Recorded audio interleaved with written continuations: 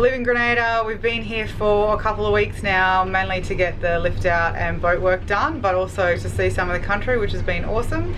And we're heading off to Bonaire today.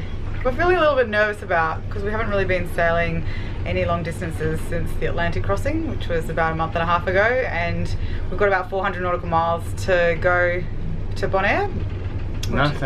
Which isn't really that far, but we're both feeling a little bit nervous. The waves here are relatively decent, and the winds are forecast to be strong.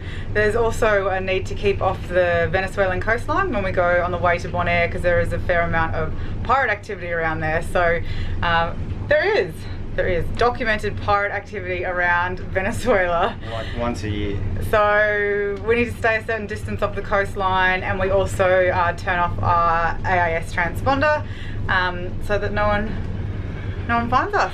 We'll be fine.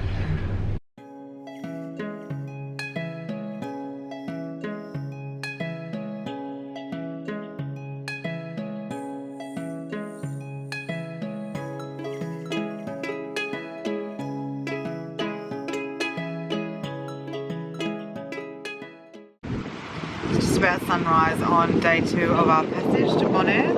We had a relatively quiet night, which was really good. The sea state is pretty settled for the Caribbean.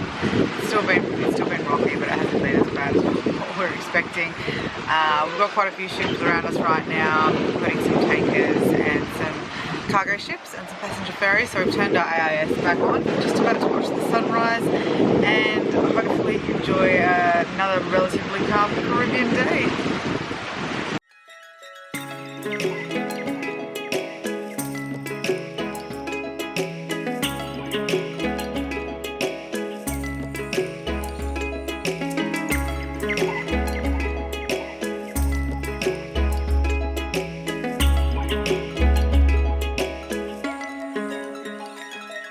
So we've done, I think, roughly about 160 nautical miles so far, something like that.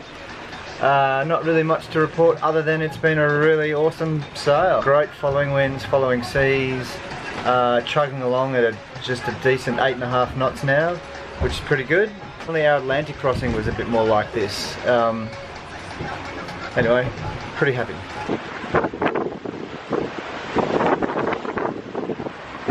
Third day of passage on the way to Bonaire, and the sun has just come up. We've been moving along pretty quickly, around 7 to 8 knots, which is a little bit faster than we actually wanted. We're going to be arriving into Bonaire tomorrow morning before the sun comes up, so we might just slow ourselves down a little bit today.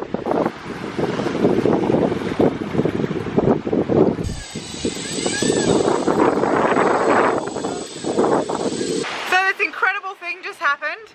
I saw all these birds flying around, massive feeding birds flying around the boat, having this big feeding frenzy. And all of a sudden our fishing line started going with this giant fish on the end. We then saw the tuna jump into the air. It was enormous. But now we've lost another lure, and there's birds everywhere, and tuna or some other fish all under the water. It's crazy. We just lost so much fishing line there. Look at it all. That tuna, it was like at least that big. I'm really upset to have lost another lure. It seems to be a very costly exercise fishing here.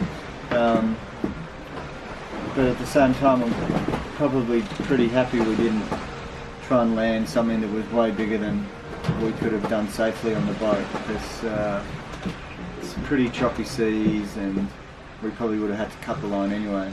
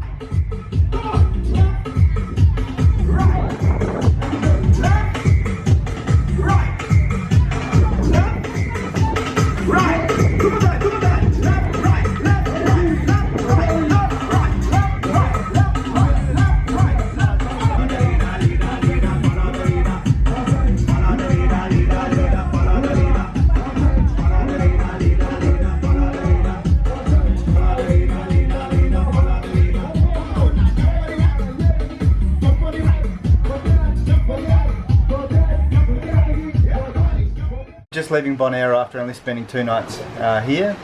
But the first day was just awesome. We got to see the local Carnival. And most people just stand on a corner and watch the carnival walk past, but we decided to walk all the way to the front of the carnival and then see where it ended. And it ended in this massive street party with everyone who owned a property that fronted the street had their own little renegade stage and their own party with like a big gallon of rum. Yeah, we were hoping to stay in Bonaire for a little bit longer, but the mooring balls here, there are 42 mooring balls that sit right off the beach. Anchoring is prohibited all around Bonaire because it's a marine national park. And we saw a mooring ball as we were coming in, but after a 3-day passage, I think we weren't thinking straight and we just went straight into the marina where we had a reservation. In hindsight, that was a big mistake because there's some really great snorkeling and diving which you could do just off your boat if you had secured one of these mooring balls. So anyway, we're off to Curacao. Should be a very fast sail. Should be there after lunch.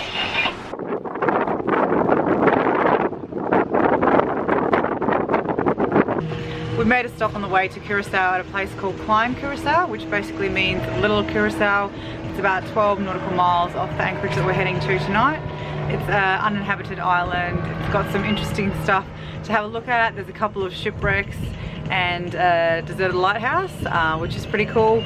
Really nice sandy beaches. A little bit challenging to get up in the dinghy because the surf was decent size.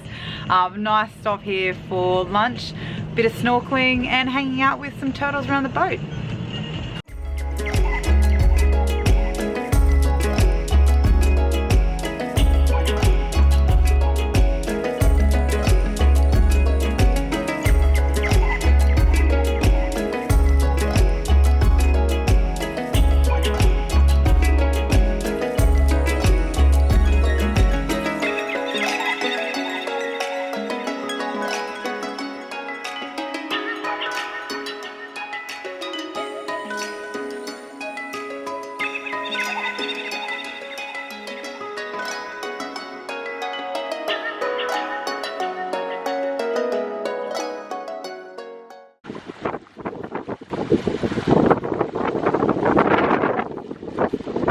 We're in a place called Fuik Bay.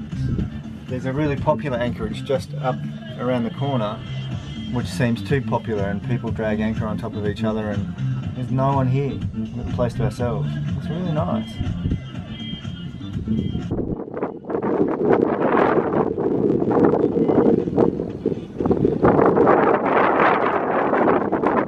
We spoke to some other cruisers when we said we were coming here and they're like, oh, why are you going there? Oh, I just spotted another turtle. And we said, oh, it looked good and it didn't look crowded like the Spanish Waters anchorage. And it's, oh, there's no turtle there. Just turtle spotting everywhere. Oh, hello turtle, see you? No, I didn't get it. Anyway, it's blissfully still here at the moment and we're spotting wildlife all over the place.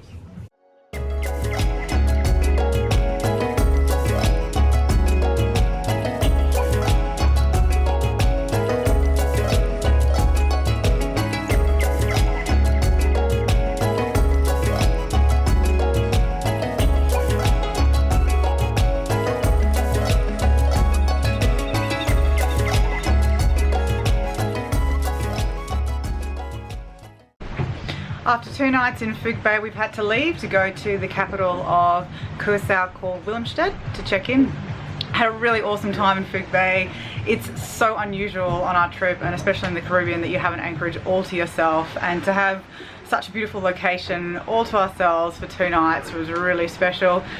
Sadly, time to move on. Must check in officially to the country, and then in 3 days we are heading home to Australia. So it's going to be a busy few days and lots to do before we jump on the plane.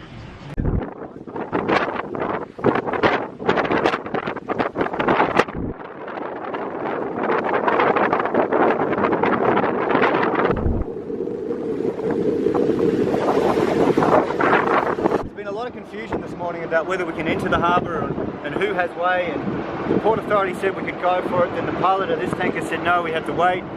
Then the Port Authority said we had to wait for 40 minutes, but the pilot said we can follow him and then stop under the bridge. So we start to come in, and then they closed this bloody bridge on us, and we had to race to gun it before we could get in. So we're in now, but yeah. Exciting. Exciting times. Almost had a collision with a rotating bridge.